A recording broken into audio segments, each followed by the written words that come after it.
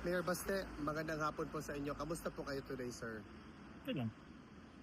Mayor Baste, meron po ba kayong opinion sa nangyari kay Mike at saka Defensor at saka kay Senator Rodante Marcoleta, sir?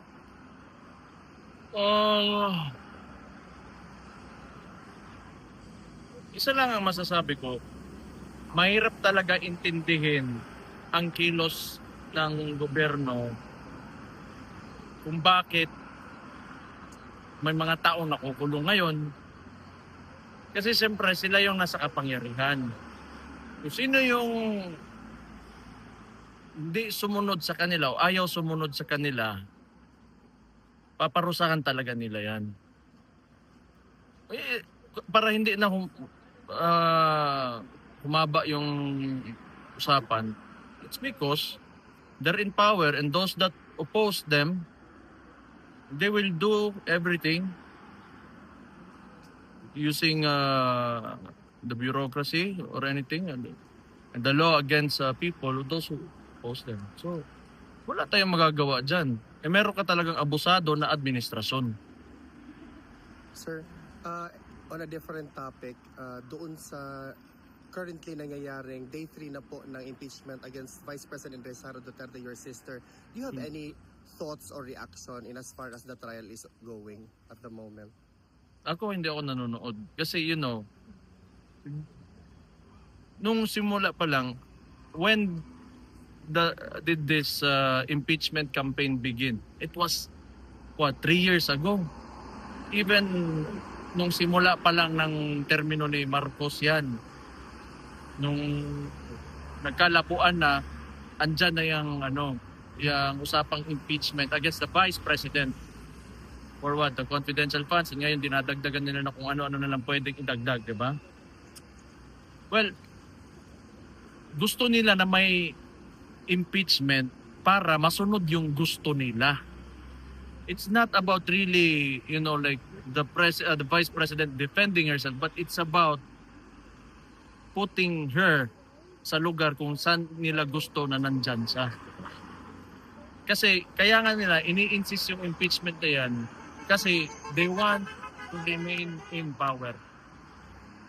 Gusto nila sila. That's all that I can say. Pag pumayag yung mga tao, wala na kami magawa. Sir, ano po yung reaction ninyo doon sa bago-bago lang na natapos ng INC rally na nagpakita talaga ng suporta ang mga Pilipino na-extend pa siya for 3 days in as far as airing their concerns to what's happening to our country? Balik ka doon yung pangutan namin. Okay. Ano po yung reaction niyo, sir, doon sa INC rally? Hindi ko alam.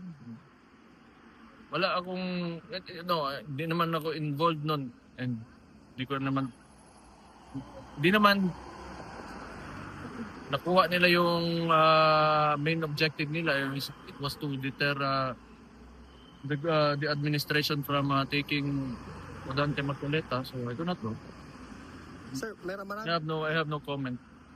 Sir, marami pong mga kababayan natin na nagsasabi na in the event, sana hindi po mangyari na ma-impeach nila si Vice President Duterte, there will be another Duterte that will be running for the presidency. What's your reaction to the clamor of the people that your names and also that of Congressman Pulong are surfacing?